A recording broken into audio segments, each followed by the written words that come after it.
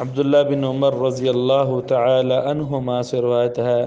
کہ رسول اللہ صلی اللہ علیہ وآلہ وسلم نے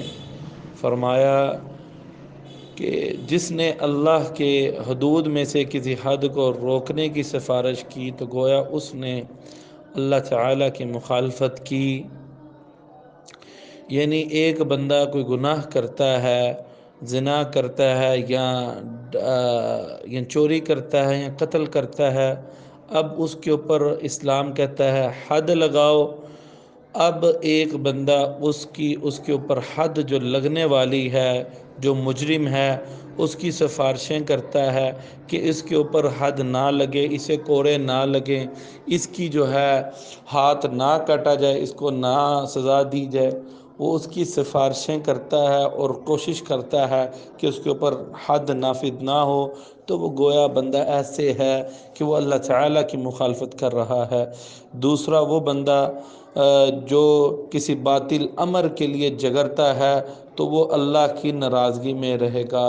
یعنی ایک بندہ جس کو پتہ ہے میں اپنے جس بندے کی بات پر، جس بندے کے کام پر میں حمایت کر رہا ہوں، یہ باطل کام ہے، یہ غلط ہے، میں جس کی حمایت کر رہا ہوں یہ غلط سمت پہ جا رہا ہے، پھر اس کی حمایت کے ساتھ ساتھ وہ لوگوں سے جھگڑا بھی کرتا ہے، تو وہ شخص ایسے ہے کہ وہ اللہ کی ناراضگی کا جو ہے وہ موجب ہے، یعنی وہ اللہ اس کے ساتھ ناراض ہے۔ اس وجہ سے اللہ تعالیٰ فرماتے ہیں کونوا مع الصادقین، ہمیشہ جو ہے اے ایمان والو سچے لوگوں کے ساتھ کھڑے ہو جاؤ۔ تیسرا وہ بندہ ہے جس نے کسی مومن کے بارے میں کوئی ایسی بات کہی جو اس میں نہیں تھی،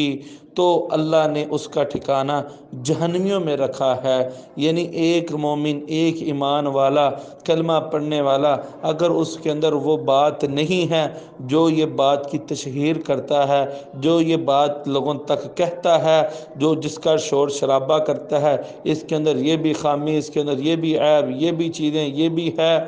اگر اس کے اندر تو وہ کوئی بات نہیں، تو رسول اللہ صلی اللہ علیہ وسلم نے فرمایا تو اس کے لیے پھر اللہ نے جو ٹھکانہ بنایا ہے وہ رد غت الخبال، کہ وہ پیپ جہنمیوں کی، جہاں پر پیپ رکھی، جہاں پر جہنمیوں کی پیپ ہونی ہے، یعنی جو جہنمیوں نے جلایا جانا ہے، سرنا ہے، ان کے جسم سے پھر جو